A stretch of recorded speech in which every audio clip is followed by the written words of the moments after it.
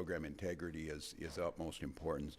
But I want to address at the top here two of our fellow Minnesotans, two of our fellow American citizens, two of our fellow Minnesota American citizens who were minding their own business and living their lives were detained by and arrested by ICE. These chaotic operations are doing nothing to make us safer. These chaotic operations are not done in any coordination with law enforcement in the middle of a blizzard. The absolute recklessness of doing some of this and the targeting of a specific community, unconscionable, does nothing to either address immigration. It certainly does nothing to address fraud in programs. It is very specifically aimed and very racially motivated towards a Somali community that matters greatly here. I know there was a hearing yesterday to get some answers on this. The DHS secretary left, no reason, stood up and left that hearing. I have not received a response to my letters asking about explanations on what's happening. I would note that I was in that hearing and I stayed for the 8.5 hours and answered all the questions. I think the expectation would be in a moment like this where American citizens' constitutional rights are being violated and put at risk, that there would be an answer.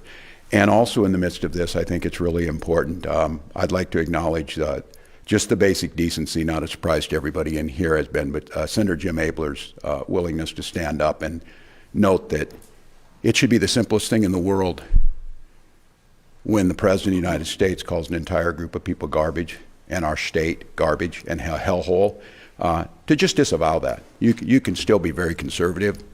You can still call yourself a Republican. But I think if you want to call yourself a Minnesotan and you want to call yourself a decent human being, you follow Jim Abler's role here. He and I have battled on many issues. We disagree on a lot of policy issues. But I know over the years that he stands up for what's right. So I thank him, and I think for fellow Minnesotans to know in this moment, there's going to be a temptation as this happens and this recklessness happens.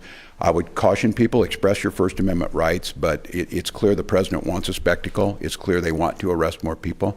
They have a made-up quota number by Stephen Miller, an unelected official, who's telling them just to arrest as many people possible so we can say it.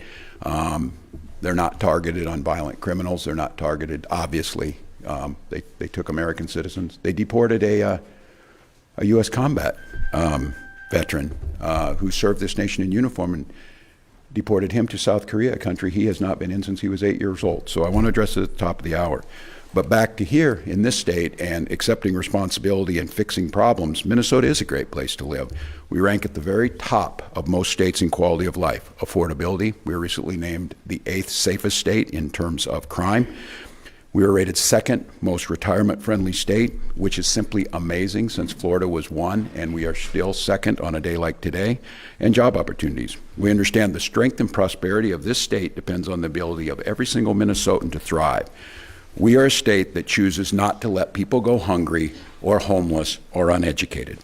However, that generosity has been taken advantage of by an organized group of fraudsters and criminals. Minnesota's longstanding high standards of integrity of public funds go hand in hand with a culture of generosity.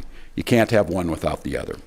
Any amount of fraud is too much. That's why over the last several years, we've made many systematic changes to state government to both detect fraud and hold those accountable after it happened. Year after year, we brought new ideas to the legislature to stay ahead of the evolving tactics, and they are evolving. AI poses immense challenges in the fraud space.